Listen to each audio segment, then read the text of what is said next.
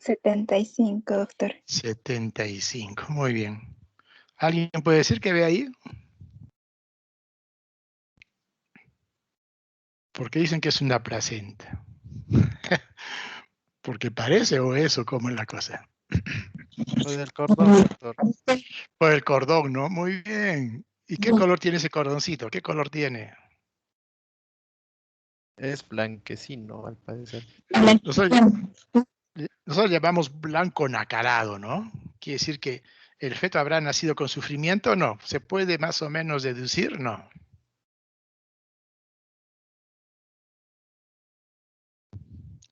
Probablemente sí, normal, ¿no? Porque cuando hay sufrimiento, pues lo más probable es que haya eliminación del meconio dentro de la cavidad amniótica mientras esté todavía en el vientre materno, y eso puede teñir en algo el cordón. Recuerden que lo que cubre, la telita que cubre al cordón es el amnios, así como cubre también aquí, ¿no? Entonces el amnios, y luego también el labis cubre también la bolsa, ¿no? Toda la bolsa amniótica, ¿no? Pues que hay también estos amnios. Esta es la cara materna, la cara fetal. Cara fetal. Claro, porque aquí está por el cordoncito, ¿no? Así es. O sea, es como que nosotros fuésemos el fetito, ¿no es cierto? Y estamos viendo nuestra placenta, ¿no es cierto? Y estamos viendo nuestro cordón, ¿sí? Muy bien, chicos. Bienvenidos entonces al grupo B, a la experiencia irrepetible de lo que es acompañar, ayudar, orientar a una mujer embarazada. Lo más sublime que puede ver en esta vida, ¿no? Un embarazo. Entonces ya tienen prácticamente una semanita de clases prácticas, de clases teóricas, ya por lo menos están ya entrando en este mundo fascinante, lo que es el embarazo, ¿no? Y lo abordamos a través del curso de obstetricia. Y en el tema que yo les voy a motivar a que lo revisen más a fondo, porque este tema que me ha tocado es tan amplio que imposible que lo hagamos en 45, 50 minutos. Ojalá, mi objetivo es motivarlos a que revisen el tema más profundamente en base a los tips que les puedo ir dando en esta clase. Como verán, la placenta pues generalmente es menospreciada, ¿no? Cuando uno se produce un embarazo, ¿qué es lo que más quieren ver uno cuando quiere ver un parto, chicos? ¿Qué es lo que más les interesa en general? A ver, ¿por qué se mueren? Apenas se termina la virtualidad y vamos a lo presencial y están en obstetricia. ¿Qué es lo primero que quieren ver? Vamos, chicos. 5, 4, 3, 2, 1. Bebitos. ¿Qué? ¿Qué quieren ver? Bebitos, doctor. Claro, o sea, cómo nace, ¿no es cierto? Vamos a hacer un parto, cómo nace. Y después que nace, ¿qué hacemos? Ya nos vamos, vemos que habrá nacido, sus latidos, el colorcito, su llanto, ay, qué lindo el sexo, ¿no? Oye, sí, justo en la ecografía dijeron que era mujercita, y mira, ya es mujercita, o varoncito, mira, es varoncito. Y se acabó todo, ¿no? Ya todo el mundo se va. ¿Quién se queda en el resto al completar el parto? La obstetriz, o el interno, o el residente, depende de los niveles, depende de los protocolos que hay en cada hospital, y ya uno se va. Ni le dan importancia a la placenta, se queda la placenta. Nadie espera por mí, se preguntará, ¿no?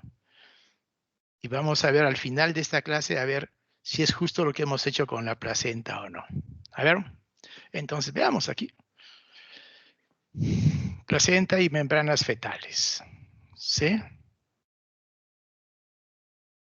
¿Qué sabemos? En general, lo que puede saber toda la gente común y corriente,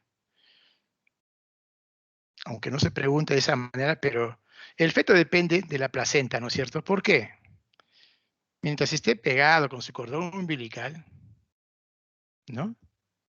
Por ahí recibe de la madre, ¿qué?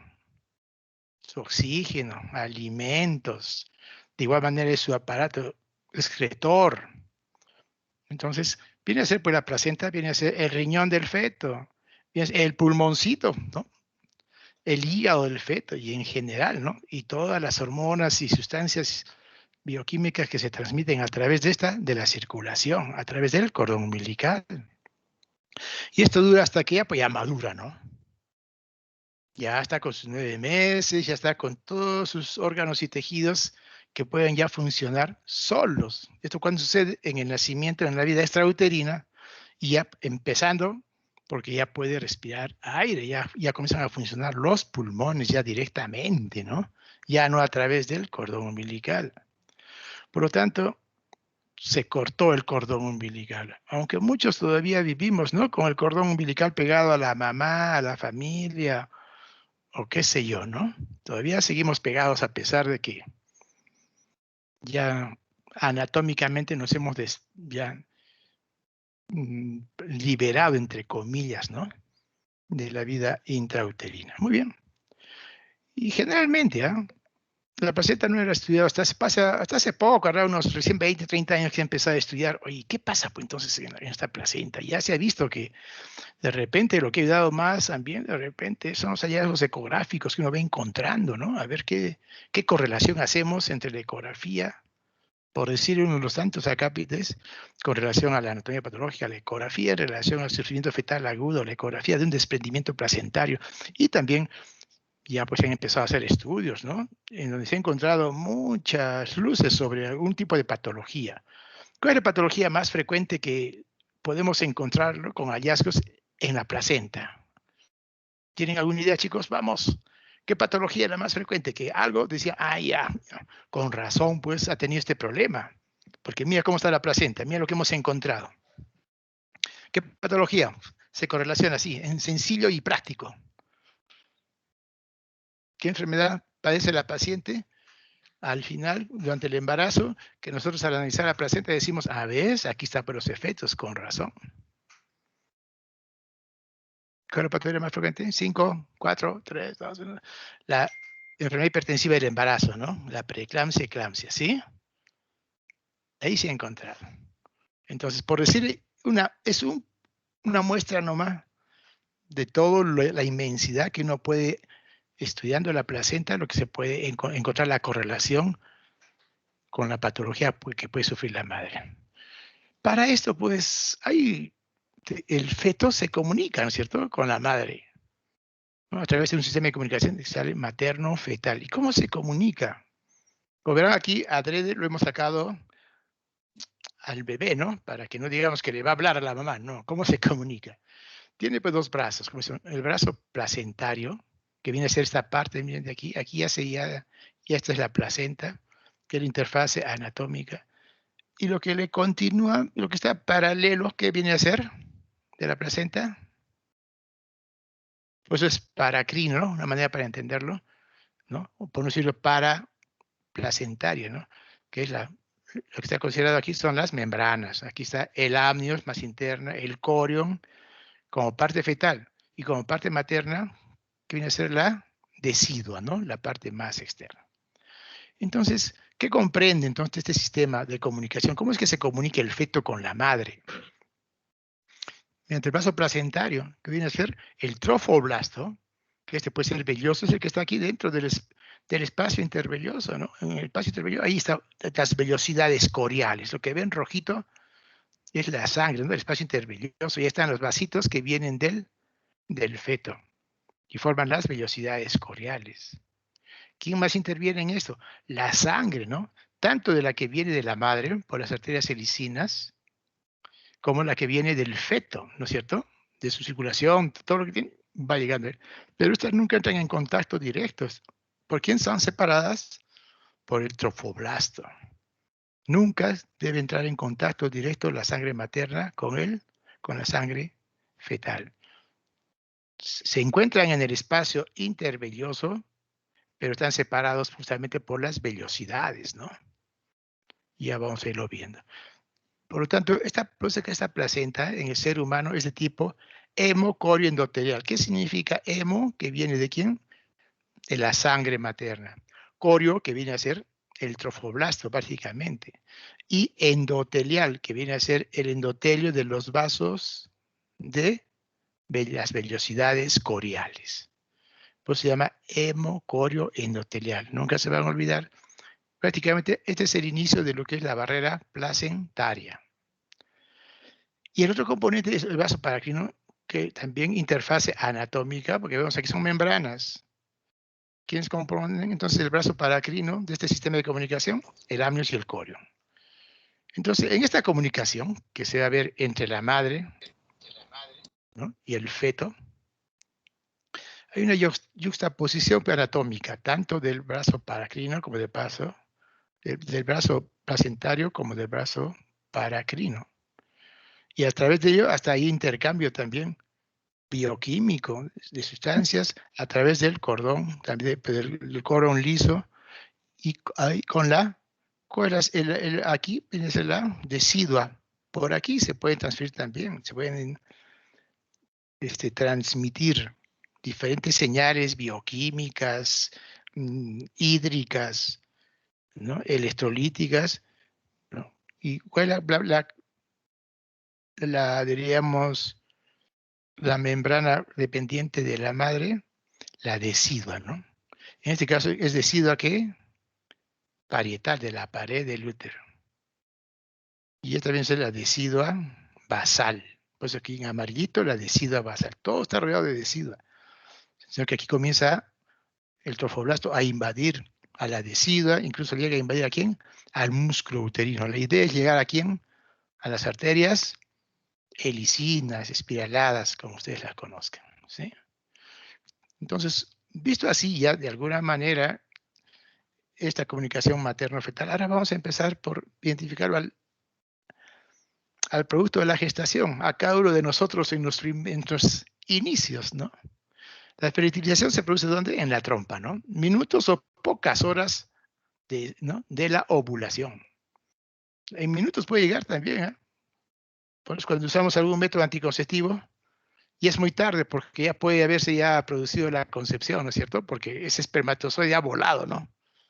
Y ha llegado al toque hasta la trompa, tercio externo, y ya se encontró con justo que estaba ovulando. Entonces empezamos con el ovocito maduro, en donde se ha juntado, ¿no?, el componente materno como el paterno, ¿no? 46 cromosomas, comienza la multiplicación, la segmentación, diríamos, se forman blastómeros 2, 4, 8, 16, y así, hasta en 16 ya prácticamente blastómeros y ya está formándose la mórula, que antes se produce en el cuarto día, antes de ingresar, o sea, al ingresar al útero, previo a eso ya se forma la mórula.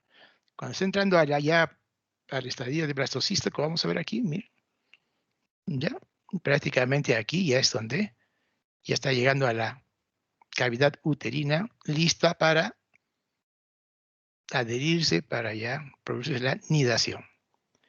Entonces, el blastocisto, una vez que se dividen, cuando empieza la fase de mórula, ya comienza a formarse una cavidad aquí interna en la mórula. Estamos hablando del cuarto día. Este es cuarto día post-fecundación, ¿no? Y si hablaríamos después de la regla, sería 18 días, ¿no? Después de la regla. Ya hay embarazo. Todavía, obviamente, no se ha implantado, pero ya hay el embarazo. ¿Sí? Al día 19, obviamente que no hay cómo saber si hay embarazo, porque ni ecografía, ni en los estudios que tenemos nosotros actualmente realizados, ni la fracción beta de la gonadotropina coriónica nos podrá dar positivo, ¿no? Porque todavía el producto de la gestación, la mórula, ¿no?, está en la luz de la trompa uterina y está rumbo a encontrarse con el útero, ¿no?, donde se va a implantar.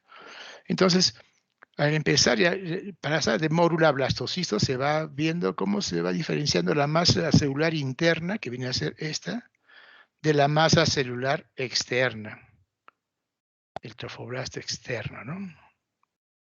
El ectotrofoblasto, diríamos, y el endotrofoblasto. O sea, miren, el trofoblasto, en general, las células que se dividen, uno se va a dividir en el trofoblasto y el otro en la masa celular interna, que va a dar origen ¿a quién? Al producto de la gestación.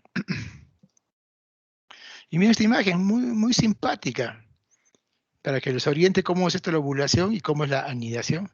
Mire, se produce la ovulación hora cero. Y está en el tercio externo, por aquí está rondeando el ovulito, ¿no? Y si hay relaciones sexuales, en minutos o en unas cuantas horas ya se subió por aquí el espermatozoide y se encontró con el óvulo y lo fecunda, ¿no? Al fecundarlo, se encuentra tanto el núcleo masculino como el núcleo femenino.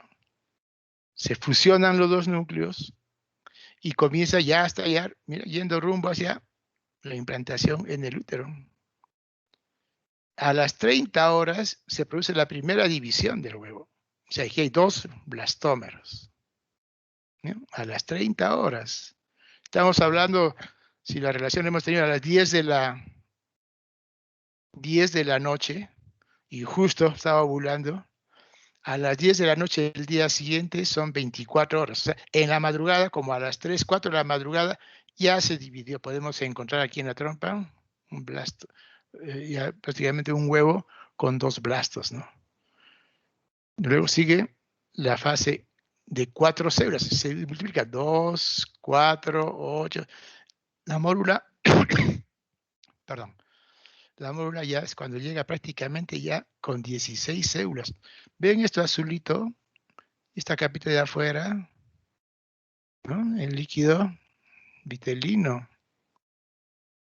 Y esta, la zona pelúcida. Para que pueda implantarse en el útero tiene que desaparecer la zona pelúcida. Como están viendo aquí, al 4.º día, post fecundación, generalmente con 16 células ya comienza a desaparecer la zona pelúcida, hasta que ya comienza ya a formarse una cavidad interna, un líquido, y hablamos del blastocisto. Ya está formándose el blastocisto. Entre el 5.º y 6.º día, miren, la masa celular interna y la masa celular externa, que más o menos para que pues, comience a formar esta cavidad interna, por eso es como una vesícula, ¿no? Por eso es blastocisto, ¿no? Ya se forma cuando ya el número de células que están multiplicando llegan entre 107 hasta 58 células. Ya empieza a formarse y hay esta cavidad. Y entonces al 6.º día ya está en cavidad uterina, más no todavía se ha implantado. Entonces entre el 6.º y el 7.º día es que se produce la anidación. 7.º día. Recuerden esta característica de que tiene que desaparecer la zona pelúcida para que permita recién implantarse. Todo esto tiene que coincidir perfectamente. Hay drogas, algunos medicamentos, hormonas, que a veces este caminar, ¿sí? Es horas y días progresivo, pueden lentecer estos mecanismos que hacen que el óvulo fecundado llegue a la cavidad uterina. Y al lentecer, ya llega prácticamente a la etapa de blastocisto y todavía está aquí en la trompa. ¿Qué pasaría si eso sucede? Si eso ocurre.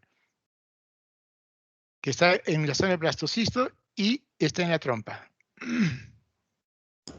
Embarazo ectópico. Así es. Lógico, chicos. Muy bien, esa es la idea.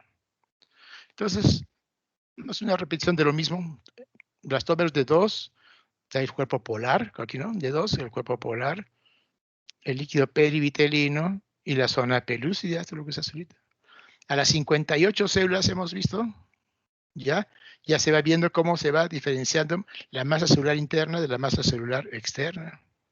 Ya a los 107 células ya se va, prácticamente, miren, 8 van a formar la masa celular interna, compuesta por 8 células, van a dar origen al nuevo ser, y la externa, el trofoectodermo, dice que va a dar al trofoblasto.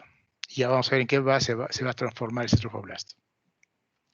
Y se produce la implantación, ¿no? Cuando desaparece la zona pelúcida, entre las 107 y 256 células. Generalmente, ¿dónde se implanta el blastocisto? En la etapa, ¿no? Uterina, en la porción superior y posterior del útero. ¿Qué tal si se implanta en la porción inferior? ¿Qué pasaría si se implanta en la porción inferior del útero? ¿Qué patología va a padecer esta paciente conforme vaya desarrollando y vaya creciendo el embrión? ¿Cómo? Placenta previa. Lógico, muy bien. Eso es, chicos, una placenta previa. ¿Se dan cuenta? Así de simple. Y hay muchas teorías al respecto porque se presenta la placenta previa, ¿no? Pero uno de ellos es que se enlentece a veces la división, ¿no? De estas células. En vez de llegue al 7º día, de repente pasa 8º día y 9º día y recién se implanta. En eso ya se pasó desde el fondo uterino y se llega al segmento uterino inferior. Entonces, el trofoblasto, miren, por aquí ha entrado, ¿no? El embriocito, mira, y ha empezado, y esta es la decidua materna.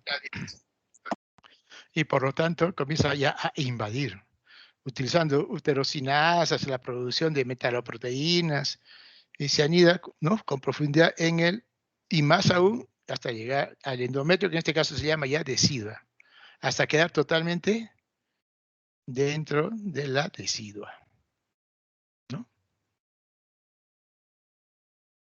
Y ahora hablamos del trofoblasto. Entonces, una vez, miren, aquí está clarita, ¿no es cierto?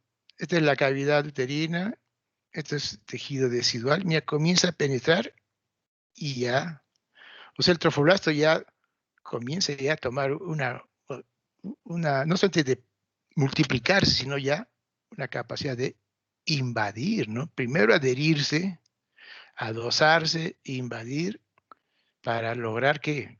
¿Cuál es la idea de invadir? Además de lograr su adherencia, que no se vaya a desprender, buscar ¿qué? Alimento, pues, ¿no? Como aquí, ¿ve? Mira, se ha invadido, mira, esto es trofoblasto. Y va avanzando hasta encontrarse con los vasos. ¿Qué vasos serían estos de la madre? Vamos. Claro, las helicinas, las espirales, a eso tiene que buscar. Por eso aquí, miren, ¿qué características tiene este trofoblasto, este tejido invasivo? Invasividad, ¿no? Papel en la nutrición, obviamente, porque va a buscar nutrir. Y obviamente va a producir, ¿cuál es la primera hormona que va a producir este trofoblasto? Y que incluso como ya llegó a las arterias silicinas, va a entrar al torrente sanguíneo. ¿No? HCG.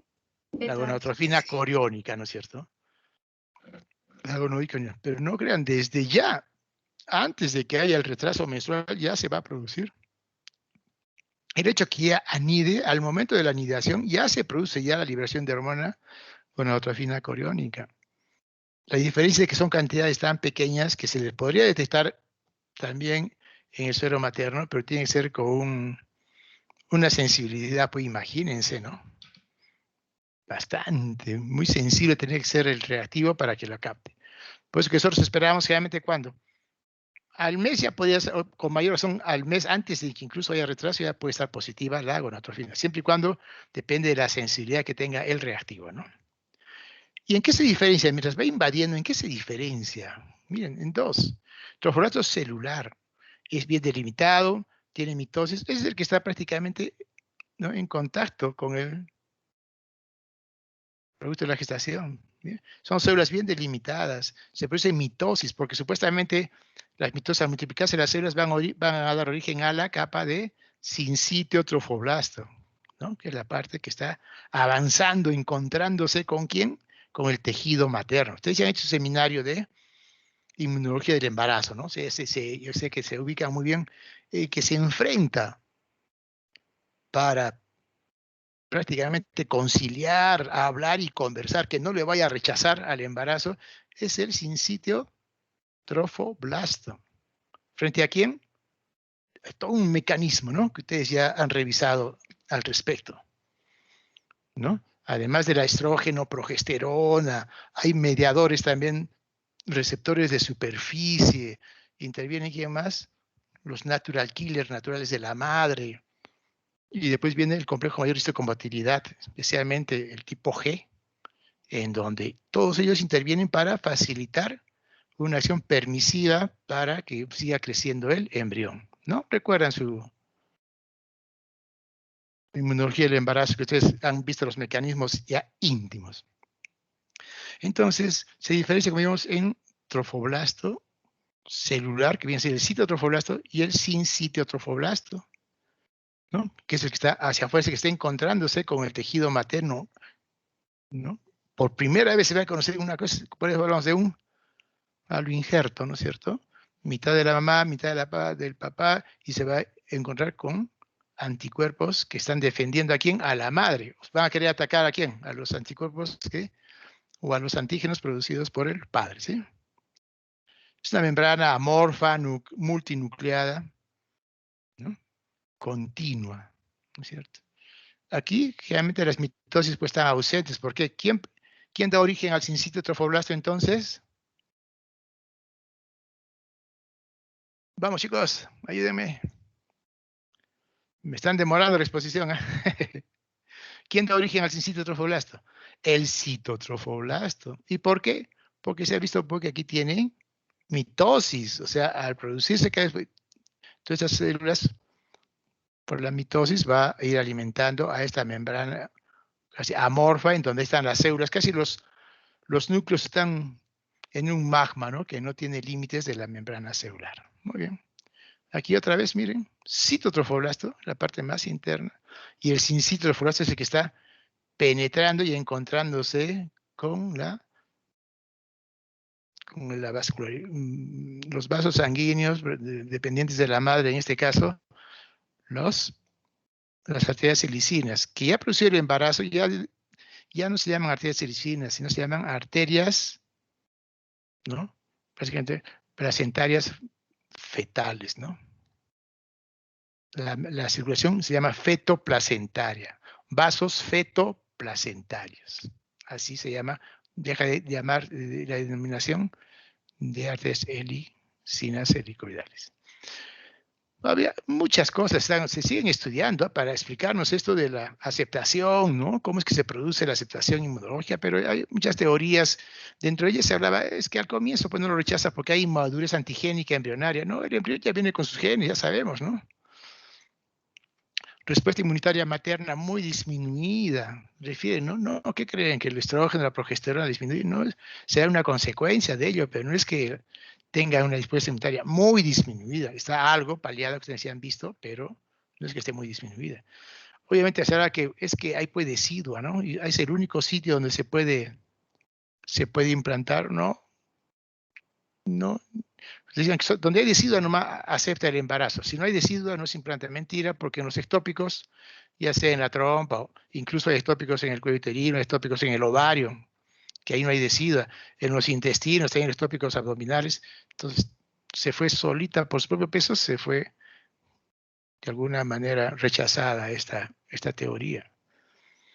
En todo caso, esta supervivencia y aceptación que tiene el útero, la madre, ¿a quién se la bendicen? A la inmunología del trofoblasto. O sea, quien rechaza fundamentalmente, quien tiene que ser un efecto supuestamente antigénico es el trofoblasto, no tanto lo de la decidua, aunque ya vemos que la decidua depende de la madre, ¿no? Ya vamos a ver qué factores intervienen aquí. Por eso es que persisten todos esos enigmas hasta la fecha, pero se van esbozando algunas teorías que pueden ser más o menos lógicas, ¿no? En donde intervienen dos aspectos, tanto el sistema de antígenos leucocitarios humanos, como parte del sistema, ¿no?, mayor de histocompatibilidad, en el trofoblasto, como un conjunto singular de linfocitos que están en la decidua de la madre. O sea, tienen que conversar estos dos, ¿no? Como en las elecciones, a ver si conversan y se ponen de acuerdo, mientras tanto están totalmente encontrados. Incompetencia, entonces, inmunocompetencia de los trofoblastos. O sea, ¿de qué manera los trofoblastos intervienen en esta inmunidad para evitar el rechazo del nuevo producto, ¿no?, de la concepción? Entonces, aquí hay una expresión de los antígenos del complejo mayor de histocompatibilidad que se da en el trofoblasto. Ya conocemos, ¿no? Sitio y citotrofoblasto. Y en seres humanos prácticamente es hablar de lo mismo cuando utilizamos a los antígenos leucocitarios humanos, ¿no? Que vienen a ser el complejo mayor de histocompatibilidad. Entonces, los antígenos que se encuentran en el complejo mayor de histocompatibilidad clase 2 están ausentes en los trofoblastos en toda la gestación. Porque hay dos complejos mayores de histocompatibilidad, tipo 1 y tipo 2. Pero en el embarazo, pues desaparece el tipo 1 y que prevalecen durante este proceso los antígenos del complejo mayor de histocompatibilidad tipo 2 o clase 2. Entonces, esta clase 2, ¿qué pasa? Salen los de clase 2 y permanecen en la clase 1, perdón. El 2 desaparece. El 2, ¿quién lo tiene? 1 y 2 tiene el feto. Pero en el embarazo, a nivel localizado dentro del útero, está la clase 1, porque está ¿dónde? En el trofoblasto, en el único sitio donde hay trofoblasto, ¿no es cierto? En el útero gestante. Entonces, esta clase tipo 1, ¿no? Se sabe que la implantación normal pues depende de qué. Una invasión trofoblástica controlada. ¿Y quién? Ahora aquí, miren cómo se va dividiendo esto del trofoblasto. Ahora estamos hablando del trofoblasto extravillositario y el trofoblasto vellositario. El trofoblasto que está rodeando las vellosidades en el espacio intervelloso, ese es el trofoblasto vellositario. Pero ¿cuál será el extravillositario, chicos? ¿Dónde se encontrará el trofoblasto extravillositario? Que al final se divide en dos también. El intersticial y el intravascular. El extravillositario es aquel que se encuentra pues, con la decidua y comienza a buscar espacios hasta encontrarse con las arterias, con la alimentación que necesita. Entonces, aquí es donde prácticamente se da todo este mecanismo de la aceptación inmunológica, ¿no? ¿Dónde está? Se entra en contacto con el endometrio, con la decidua y con las arterias helicinas. Este mecanismo va a permitir y luego se limita la invasión trofoblástica. ¿Se imaginan si la invasión trofoblástica seguiría indefinidamente, ya no sé, con las helicinas? ¿Cuál es la siguiente que le sigue? Las arterias radiales. Llega al músculo, llega a la serosa uterina del músculo, atraviesa la serosa uterina y puede agarrar, si es adelante, esta invasión exagerada, puede agarrar invadir hasta la vejiga, y si es en la pared posterior del útero puede llegar hasta el recto. ¿Qué se llama esa patología? Si esto no fuese una invasión trofoblástica controlada, ¿sería qué Una patología? placenta ácreta. Claro, acretizo placentario, se atraviesa, ya sería ¿qué? Hay tres tipos, ¿no? Ácreta, íncreta y percreta, ¿no es cierto? Muy bien, chicos. Entonces, tiene que haber un mecanismo que a la vez que permita la invasión, pero también tiene que estar limitado, ¿no? Entonces, hay dos mecanismos en general, ustedes ya conocen muy bien, me refiero en cuanto a la aceptación inmunológica, pero ya ven que también se ven otros mecanismos como una invasión exagerada, ¿no? Linfocitos granulares grandes, o los natural killer deciduales o uterinos, que estarán en dónde, ¿de quién dependen? ¿Qué inmunidad es esta de los natural killer? Inmunidad innata, ¿no es cierto? Y se van a encontrar con quién? Con esta, pues, una falta de, felizmente, que no se expresa. ¿Quién? Un gen del antígeno del gustario humano clase 1 en los trofoblastos. Gracias a esta falta de expresión. Entonces, ¿qué pasa con este antígeno del gustario humano tipo 1? Se encuentran, ¿no? Estos genes en el brazo corto del cromosoma 6. Y de la clase 1 son 17 genes. Como ven aquí, de los clásicos A, B y C, y los otros genes, así les determinan, el antígeno leucocitario humano E, F y G. Y aquí lo he resaltado el G, ¿por qué? Si bien ambos, los genes clásicos, todos codifican antígenos, tanto antígenos leucocitarios humanos 1A como 1B. En el caso del antígeno leucocitario humano G, que solamente se encuentra en humanos, que está solamente en las células extravellositarias del trofoblasto, ¿se dan cuenta? Porque estos son los que van a conversar con quién, con los natural killers, para que no los rechace el embarazo. Y por eso es que a este antígeno leucocitario humano tipo G se le atribuye la expresión de un gen único para G, y esta acción es una acción permisiva, favorece mayor irrigación sanguínea a ese nivel y evita que lo rechace el embarazo. Gracias a este antígeno leucocitario tipo G.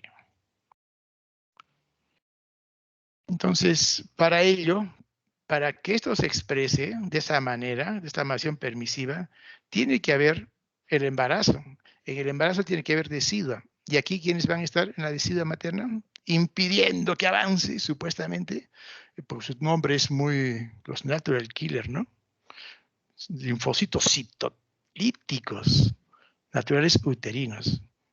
Pero algo sucedió, ustedes ya han visto ya su mecanismo profundo en el seminario, cómo es que se logra mantener esta tolerancia inmunológica. En general, los natural killer uterinos derivan del tejido linfoide o de la médula ósea, ¿no? Prácticamente son linfocitos citotóxicos, como cualquiera otro, pero que especialmente se expresan en la decidua cuando hay embarazo. Solo se presentan en la fase lútea media, y si no hay embarazo se desintegran, pero si se mantiene el embarazo, entonces ellos permanecen en la decidua las primeras semanas, especialmente hasta en el primer trimestre. Hasta aquí logra pues su prácticamente, por lo menos, adherencia e invasión ya definitiva. Pero recuerden que si no hay una buena también, una buena invasión trofoblástica, puede condicionar la presencia de, cuando hay una falla en la primera o en la segunda invasión trofoblástica, ¿qué condiciona? ¿Qué patología en la mujer gestante? Como producto de una mala invasión trofoblástica. ¿Se acuerdan? La enfermedad hipertensiva del embarazo, ¿no? La preeclampsia. Entonces, para que se produzca esta regulación entonces de la invasión trofoblástica, estos natural killers se crean que un factor estimulante de colonias de granulocitos y macrófagos. Estos estimulantes, esas colonias que estimulan la presencia, la formación de granulocitos y macrófagos en abundante cantidad, es la que van a permitir esta invasión trofoblástica. Fundamentalmente a través de qué mecanismo de factores angiogénicos. Le van a dar más sangre a este trofoblasto para que siga nutriendo al producto de la gestación. Entonces, aquí se habla que los natural killers son las que se encargan en especial de la inmunovigilancia decidual, además de esta regulación de la invasión trofoblástica. De la decidua. ¿Y quién se encarga de la vigilancia por parte del feto? El trofoblasto. Pero, ¿y qué expresa el trofoblasto? ¿Qué tipo de antígenos provenientes de él? Complejo mayor de histocompatibilidad tipo. G. Así es. Ya bien, chicos. Ya, con eso ya me contento. Y se ubican bien porque ya han revisado. Entonces, eso es lo bueno de haber hecho el seminario antes, ¿no? Entonces, ¿y qué pasa con el embrión? Como dicen aquí, el embrión tiene los antígenos que provienen del antígeno leucocitario humano clase 1 y clase 2. ¿No? O sea que aquí, el 1 está aquí en el embarazo. Aquí, pero el 2 lo tiene ¿quién? 1 y 2 el feto. ¿Te imaginas si entran en contacto con los antígenos leucocitario humano tipo 2? Lo rechaza pues y lo pulveriza. Por eso aquí dicen, los tejidos embrionarios no deben entrar en contacto directo con los tejidos ni con la sangre de la madre, ¿sí? Para esto también hay otros mecanismos que ayudan, como ustedes ya han visto, ¿no? Han hablado también de la progesterona, como había dicho, el estrógeno también tiene sus factores, como también los mediadores de receptor de superficie. Uno de ellos tenemos aquí las integrinas, ¿no? También son unas proteínas específicas que se dan también en el trofoblasto, ¿no? Estos son receptores de superficie y que van a permitir la adherencia de las células de las proteínas a las proteínas que se encuentran en la matriz extracelular. ¿De dónde? De la decidua. Así entonces van degradando la matriz también extracelular del endometrio y la decidua y siguen invadiendo. Las más importantes, si se podría hablar ya desde el punto de vista ya íntimo, las integrinas más importantes que intervienen en este mecanismo de implantación están las integrinas alfa, V, beta 3 y la alfa 4, beta 1. De igual manera también existe otra que permite la fijación del trofoblasto, otra proteína como es la fibronectina oncofetal, que también está de amplio uso también tanto en infertilidad como para explicarnos también como dosaje en casos de que esté con una amenaza de parto prematuro. Cumple un papel, como decimos aquí, importante en la migración y fijación trofoblástica en la decidua materna. O sea, a sus inicios, todavía está en la decidua, todavía no ha llegado a agarrar parte de ¿quién? Del músculo uterino. Menos estamos hablando de los vasos uterinos, ¿no? Y se ubica miren, entre el citotrofoblasto y la matriz extracelular. Y se forma por los trofoblastos también extravellosos, tan importante, miren. Todos los que no tienen que ver, todo el trofoblasto que no están comprometidos con la absorción ni excreción de sustancias en unidades coriales, ¿quién se encarga de mantenerlo adherido y que siga creciendo el producto a través de la invasión trofoblástica? Es, miren, la fibronectina que se encuentra en los trofoblastos extravellosos. Si encontramos fibronectina positiva, ¿no? Esto puede predecir, señora, está subiendo la fibronectina, usted nos va a hacer un trabajo de parto prematuro. ¿Qué edad tiene usted? 32 chispas. Habrá que tomar todas las medidas para evitarlo, ¿no? Miren, puede predecir, decimos. Y de igual manera, si hacemos un tacto vaginal a las 30, 32 semanas y no tenemos la habilidad y entramos el dedo y no queremos estudiar y queremos aprender y entramos por el orificio cervical y externo, el orificio interno, vemos las membranas, ahí vamos a liberar. Porque el citoflasto está ubicado entre el citoflasto y la matriz extracelular, o sea, prácticamente el tejido que está en el cuello uterino. Vamos a liberar la fibronectina y esta es un potente estimulante de la contracción uterina, pues está en relación con el parto pretérmino, ¿sí? Ahora aquí vemos, ¿no? El blastocisto inicial, miren, recalcando, hay evidencia, ¿cierto?, que la gonadotrofina coriónica es generada por células del blastocisto cuando se da la implantación. Ya la implantación ya comienza ya a producir la sustancia, ya se produce ya el trofoblasto, ¿no? Que viene a ser prácticamente aquí, en esta zona, ¿no? El trofoblasto ya abundante, proliferativo, ya puede liberar estas sustancias de la HCG, ¿no? Al momento de la implantación, ¿no? Estamos hablando de cuándo se implanta, en el día 14, pero dosémoslos pues como para un diagnóstico muy precoz. Eso es para cuestiones de investigación, ¿no? Pero no para estar a la venta, ¿no? En una farmacia. Luego entonces viene la implantación, invade el polo más interno, como decimos, va a ser el colon frondoso, es el que va a dar origen a la placenta. ¿Por dónde ha entrado? Por aquí ha entrado, ¿no es cierto? Por eso dicen aquí, el polo más interno.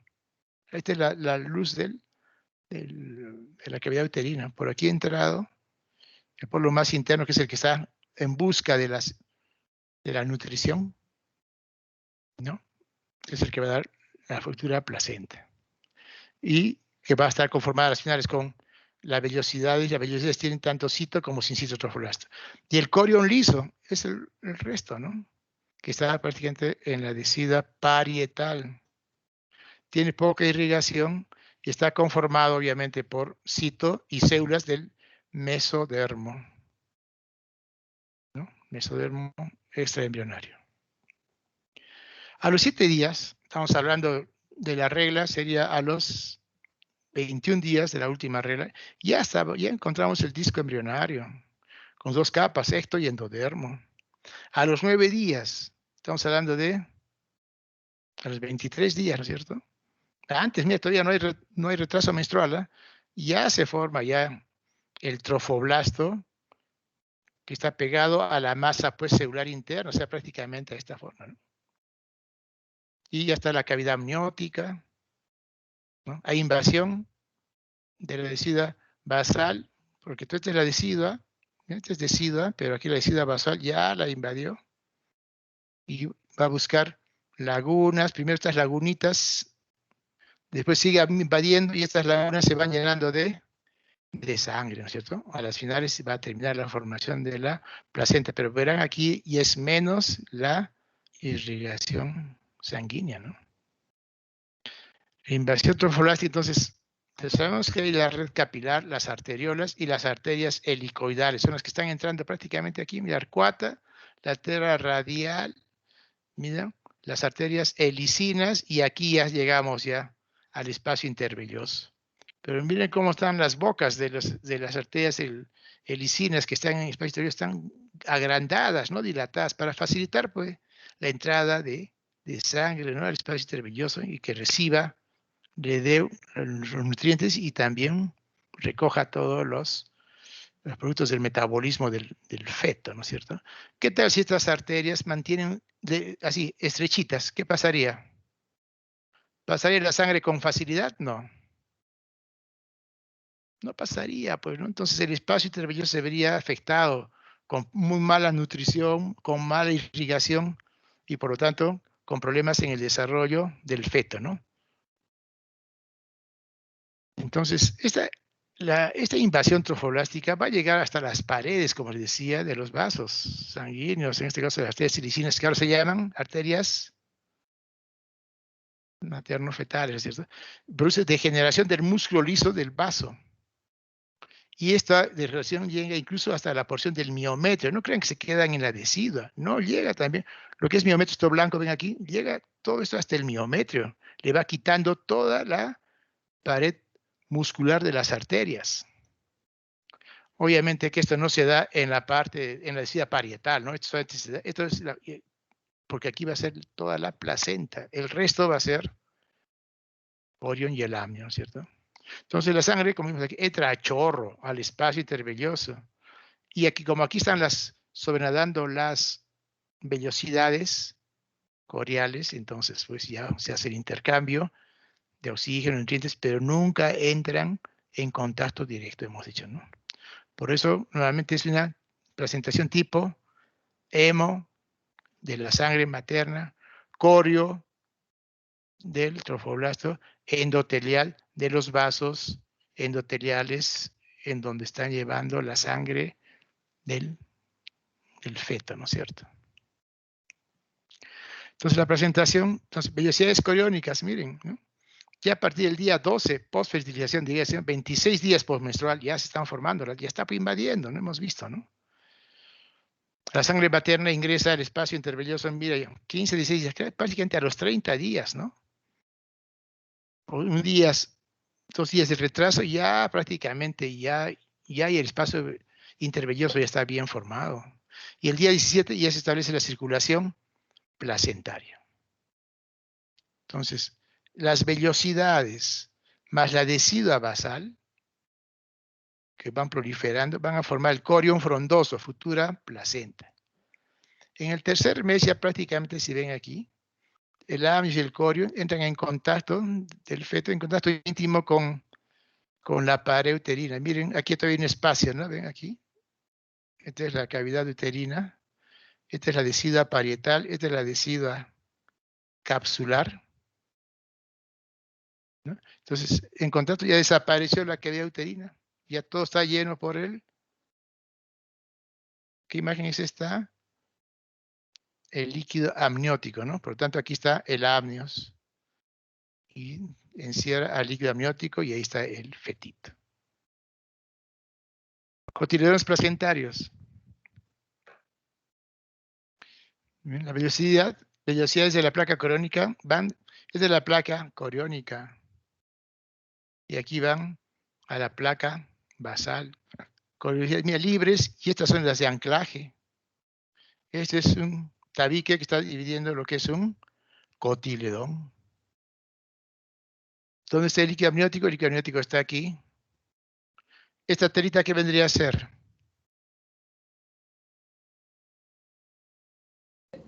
El amnios. El amnios. ¿Y esto grueso? El corión. Y ahí están pasando los vasos coriales. Pues, y ahí forma la... ¿Qué viene a ser este espacio? Todo esto de aquí, ¿qué viene a ser? En donde están ahí flotando, en este caso las velocidades libres, y aquí está más bien la de anclaje porque van de la placa corial a la placa basal. ¿Cómo se llama esto?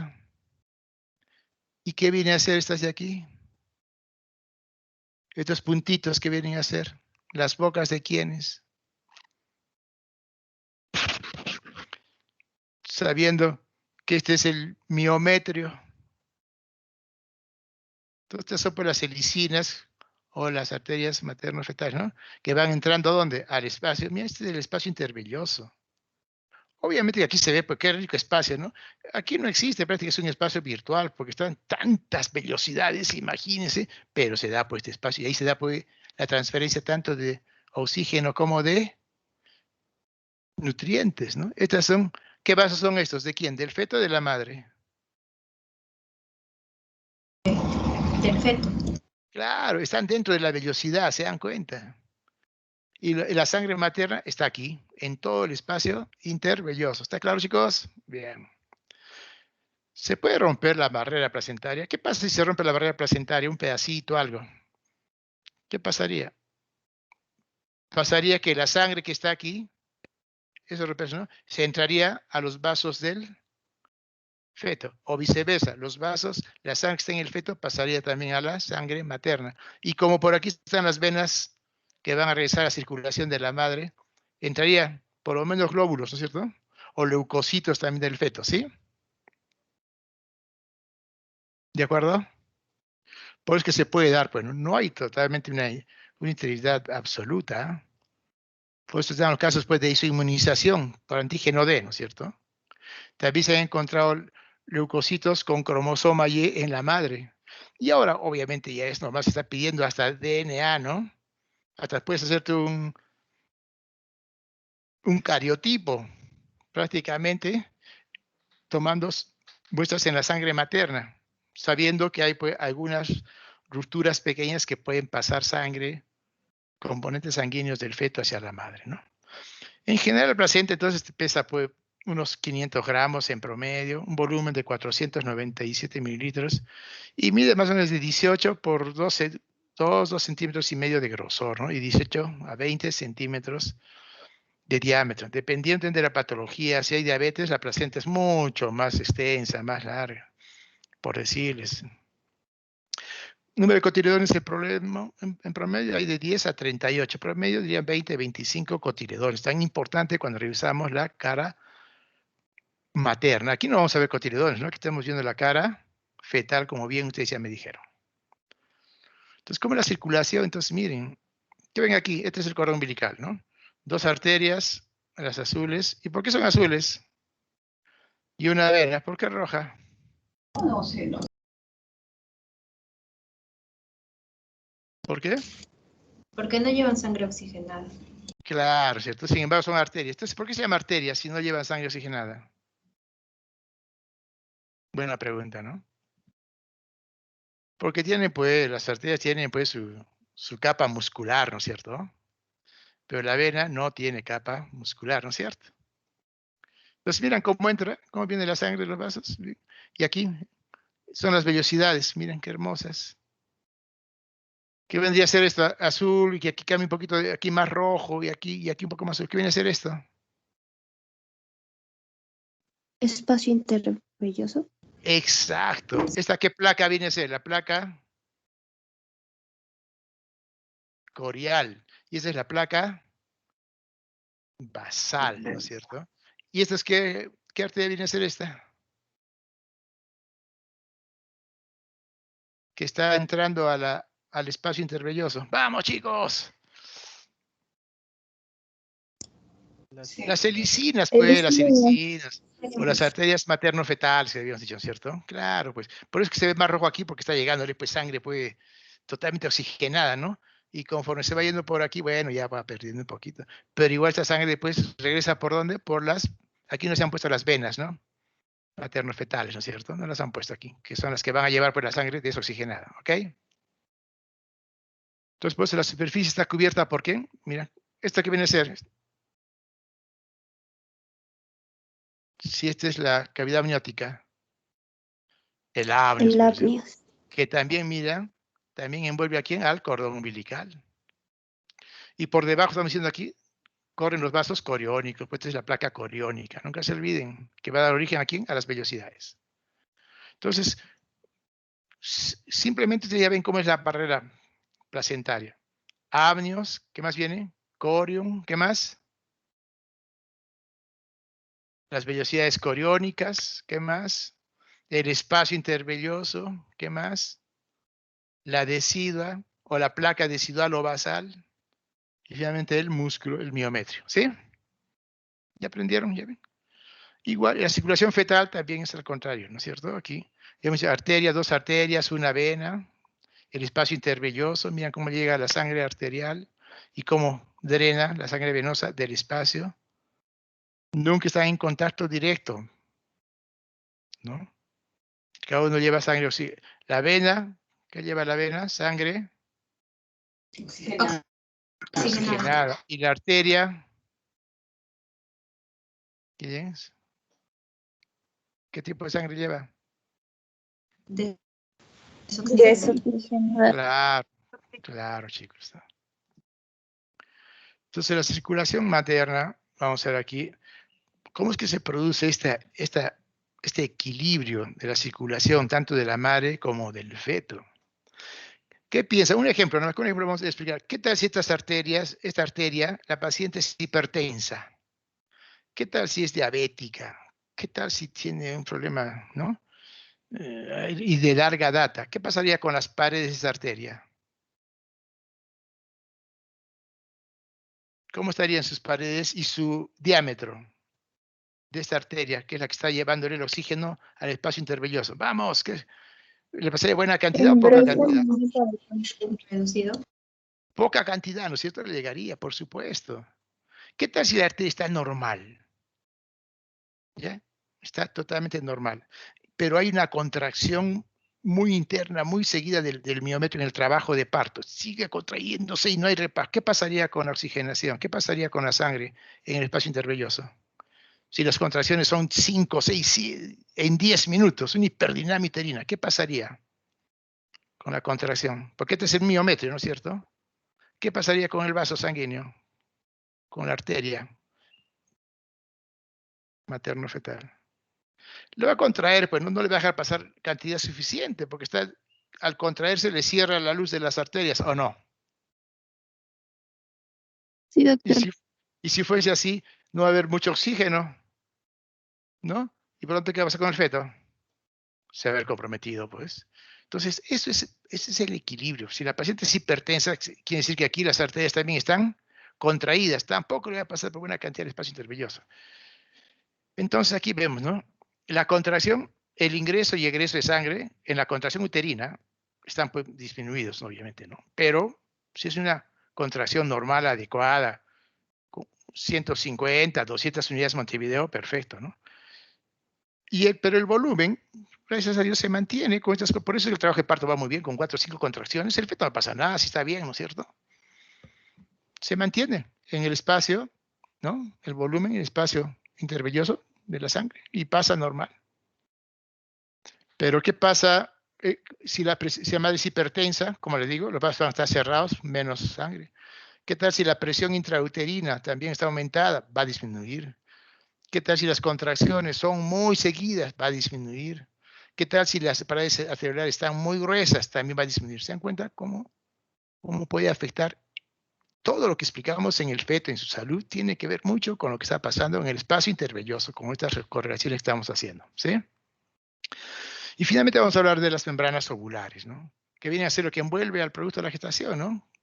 Y estas están íntimamente adheridas, no es que estén pegadas, ¿eh? No sé si ahora tienen una experiencia, pero cuando hacemos un parto y yo les hago revisar la placenta, dije, véanme los cotiledones, a ver, y sepárenme el amnios del corium. Y tranquilos, se pueden separar. Si se mantienen juntas es por la presión del líquido amniótico, ¿no es cierto? Por eso hay una bolsa, si se rompe bruscamente las bolsas, sale el líquido. Lo más probable es que cuando salga la placenta, salgan las membranas, el amnios y el corium totalmente, decimos, disociadas. A veces se queda un poco de corium dentro de la placenta, dentro de la cavidad uterina, y sale pues ahí todo el amnios, pero puede quedarse parte de eso, del corium, dentro del útero. Entonces, por eso hay que revisar muy bien las membranas y la integridad de los cotiledones una vez que termine el parto, cuando ya sale la placenta. Si no, eso puede condicionar hemorragias, retención de coágulos, retención de cotiledones, hemorragias, y es una de las causas más frecuentes de muerte materna, la hemorragia postparto, ¿no es cierto? Ya han visto, chicos, eso también ustedes de alguna manera en sus clases anteriores, probablemente. Entonces, ¿qué función tienen, no? Estas membranas, transporte de solutos como y líquidos, prostaglandinas, fosfolípidos, ácido araquidónico, todo el origen, bueno, de las prostaglandinas. También es mediador de señales hormonales. Entonces, vamos a ver la decidua, capa funcional del endometrio, la parte más externa, ¿no? Y la funcional está cuando forma parte de la placa basal. Aquí también está la decidua. Donde está la placenta, ese también está decidua basal, diríamos. ¿No? A los 3 meses y medio prácticamente se fusiona la decidua. Aquí está la decidua con la decidua parietal de la pared del útero con la decidua capsular, donde se está formando. A los 3 meses y medio desaparece y se forma, solamente queda la cavidad amniótica. Entonces, vamos a entrar ahora a lo que es dentro de las membranas ovulares propiamente dichas fetales. La función de los amnios del corium tiene que ver con la nutrición, protección, respiración y excreción. En la protección es algo muy lógico, ¿no? Porque si las membranas están íntegras, el líquido amniótico funciona como un amortiguador, como un colchoncito. Cualquier golpe que pueda recibir la madre durante su embarazo, pues eso se va a ver amortiguado, ¿no?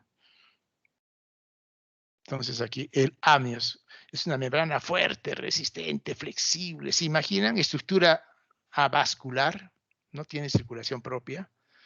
Tiene que ver mucho con el parto pretérmino. Si se rompe el amnios, ¿no? Que viene a ser lo que va a condicionar la ruptura prematura de membranas, puede afectar el embarazo si es que es prematuro, ¿no es cierto? Como es pretérmino. Entonces, esta es su función protectora tan importante. El amnios es la que da casi toda la resistencia a la tensión. Imagínense cuánto aumenta de volumen el útero y con las membranas ahí y no se rompen. 9 meses está ahí, ¿no? Formándose el amnios. El amnios, como vemos aquí, deriva del ectodermo, ¿no? Embrionario, obviamente. Estructura.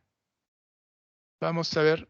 Mira, grosor de 0,2, o sea, medio milímetro. Sin embargo, ¿qué tal resistencia, no? ¿Quién estará esa? Miren aquí, las 5 capas. Aquí está el líquido amniótico. La primera capa es, ¿no? Ese epitelio. Luego la otra capa es diríamos, el estrato basal, la membrana basal que sostiene por el epitelio. Luego le sigue la capa compacta. Esta es la capa macha. Porque ahí se produce el colágeno intersticial, es el que da la fuerza de distensión de la membrana amniótica. La que le sigue es ya a la capa de fibroblastos. No habría capa compacta si no existiese esta capa de fibroblastos, porque los fibroblastos son los que producen estos colágenos intersticiales y se forma a este nivel, gracias a esta capa de fibroblastos. Y la última capa, la quinta, viene a ser la capa esponjosa. Gracias a esta capa esponjosa, se permite que se deslice el amnios, que esto es, ¿no?, sobre el corium. Si fuese otra capa fija, como son todas las anteriores, se estaría rompiendo a cada rato y sería terrible. Felizmente que esto pues tiene esa característica, ¿no?, como una esponja que puede deslizarse sobre el corium. De tal manera que cuando nosotros separamos el amnios del corium, ¿qué capa estábamos separando? Fundamentalmente la que permite separarlos es la capa esponjosa, ¿sí? 5 capas, no se olviden, chicos. Ahora, ¿qué características cumple el amnios, no? No solamente es una simple membrana, tiene función metabólica, produce metaloproteinasa tipo 1, transporte de solutos también, de agua, hormonas, se produce, que ya hemos hablado, ¿no? También de sustancias como la fibronectina, ¿se recuerdan? Y endotelina 1, protente vasoconstrictor, la oxitocina para las contracciones, factor activador de plaquetas, prostaglandina E2. Se imagina, por eso cuando se rompen las bolsas, incluso hay para técnicas, oye, no está buena la contracción, ¿no? Está con 2, 3 centímetros. A ver, rompámosle la bolsa, de repente ya mejora la dinámica. ¿Para qué rompemos la bolsa? ¿Para qué rompemos el amnios y el corium? Para que se liberen las prostaglandinas y esto pueda permitir una mejor contracción uterina y puede salir muy bien el embarazo. Y aquí vamos del corium. ¿No? Prácticamente, placa deriva, ¿no?, deriva de la placa coriónica a partir de la 3ª semana. Ya está formando el corium. Está totalmente, mira, totalmente, prácticamente vascularizado. pero conforme va creciendo, deriva del mesodermo somático este embrionario, más el trofoblasto, que es el que da pues las, hemos dicho, que vienen a hacer esta parte de aquí, que se está llenando de sangrecita, ¿qué viene a hacer? Las futuras vellosidades, ¿no es cierto? Y aquí es menos, ¿no? Porque por aquí ha entrado. Entonces, esta es la parte de lo que va a ser el futuro corión frondoso, que va a terminar siendo la placenta. Y esto se va adelgazando y solamente termina en membranas, que va creciendo aquí el amnios. Mira, este es el amnios, ¿ah? Vesícula vitelina. Aquí está ya prácticamente el futuro feto, ¿no? Las dos capas, ectodermo y endodermo. Y aquí se va creciendo tanto que mira, se pone en contacto con el corión y se forman nada más que dos membranas.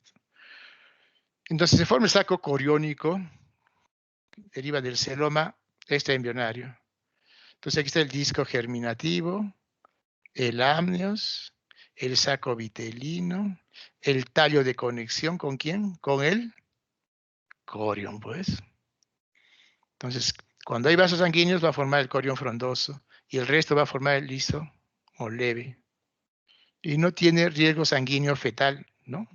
O sea, el feto siempre va a nutrir a quién, ¿no? O la placenta nada más a esta parte del corión, ¿no? Pues la placa corial. El resto no tiene circulación fetal, viene ya por parte de la madre, por su fusión prácticamente. Y mira las membranas del corión, tiene 4, ¿no? La que le seguía a la membrana o al estrato esponjoso, ¿no? Del amnios, ¿no? Ahí está el corión, que también está conformada por una capa de células, de fibroblastos. Luego viene la capa reticular, ¿no? También aquí hay fibroblastos, células de Hofbauer, que también hay en el cordón umbilical. Puede contener aquí, agarrar núcleos de las vellosidades, es cuando en las vellosidades que puede ser las de anclaje, ¿no? Entonces, después una pseudomembrana, no es una membrana basal, pero bueno, por el reforzamiento que tiene desde el punto de vista anatómico, se forma la célula y ya entra aquí la cuarta capa, prácticamente la caja del trofoblasto, ¿no? Aquí está el trofoblasto, y por lo tanto, si aquí está el trofoblasto que está aquí, el músculo uterino, ¿no? No se vio. Y frente al cordón umbilical, que también en promedio mide de 50 de longitud. ¿Qué miden aquí? ¿El cordón está normal? ¿Qué creen ustedes? Pues mide 50, 55, 60 centímetros, es normal. Menos de 35 hablamos de un cordón breve. Y ya casi más de 80, otros llegan al metro, ya es un cordón pues ya elongado, ¿no? Y más o menos 2, 3 centímetros de diámetro, ¿no? Este es es un cordón verdadero, ¿no? Se puede hacer cordones, ¿sí? Aspecto helicoidal, ya sabemos. Interviene en la circulación también del líquido amniótico. También por aquí se puede ayudar a la circulación del líquido amniótico. Pueden formarse falsos nudos verdaderos. Se desarrolla a partir del canal ónfalo-mesentérico más el pedículo alantoideo. Es el tallo pues, de conexión, ¿no? Con el mesodermo extraembrionario. Estructura, una vena. ¿Cuál es la vena aquí? ¿Cuál me dicen? La de arriba, la de abajo izquierda, abajo derecha. ¿Cómo es? O la de arriba. La más grande, ¿no? La más suelta. Esta es la beta y las dos arterias. En la ecografía se ve como uno, yo digo, la imagen de Halloween, ¿no? 2 ojos con una boca abierta. Esto es clave verlo, chicos, porque si solamente hay una arteria y una vena, pues está relacionado a veces con malformaciones fetales. Entonces, las 2 arterias que llevan sangre venosa, ¿no? Puede haber también, como dice, una sola arteria que está asociada con anomalías, no sé qué. Un conducto, también por aquí hay un conducto vitelino de la alantoides, parece que queda por aquí, más o menos atrófico. Hay un tejido, ¿no? Fibroblástico que reviste a los vasos, tanto la arteria como la vena. ¿no? Y la gelatina de Wharton a las finales es todo esto azulito, gelatina de Wharton. Full sustancia, un coloide gelatinoso. Y lo que envuelve, ¿qué decíamos? ¿Qué epitelio es el que envuelve? Amnios. El amnios, ¿sí? Ya sabes cuántas capas tiene el amnios, ¿no? ¿Cuántas dijimos? 5 capas. Muy bien. Ahí se ve. Y miren aquí gráficamente. No sé si lo logran ver, pero aquí ven, ¿no? Mira, un ojito. La imagen de las calabazas, el otro ojito y la boca más amplia, ¿no? Sino que aquí está casi mirando hacia abajo, una cosa así. ¿No? Igual manera en el Doppler, miren cómo se ve esta imagen helicoidal, ¿no? Del cordón umbilical. Y aquí, casi esta es parte de la cabeza, parte del tórax, aquí se ve prácticamente la imagen como es un circular de cordón, ¿no? Las dos arterias y la vena. Y no es que se vaya a ver la vena roja y la vena azul y la vena roja, cosas así, ¿no? Esto es simplemente un juego de colores de acuerdo a la dirección del transductor en el Doppler, que hace lo que lo van a estudiar. Simplemente es Doppler color. Muy bien, chicos. Así quiero verlos dentro de poco, graduándose. ¿Ya? Y bueno, nuestra linda universidad, con nuestro, amparándola, nuestro Misty. Y ojalá que ganemos hoy día por lo menos a un golcito. Chicos, muchas gracias. ¿O hay alguna pregunta? Con todo gusto.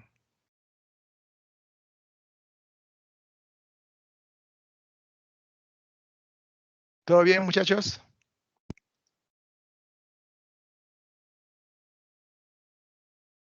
¿Sí? Sí, ¿Todo bien? doctor. Todo Muy bien, bien. chicos. Sí. Suerte, chicos. Y nos veremos pronto en la segunda fase. ¿Ya? Cuídense. Hasta luego, doctor. Sí, doctor. Chao. Muchas gracias. Gracias. Doctor. Chao, hijos. Cuídense.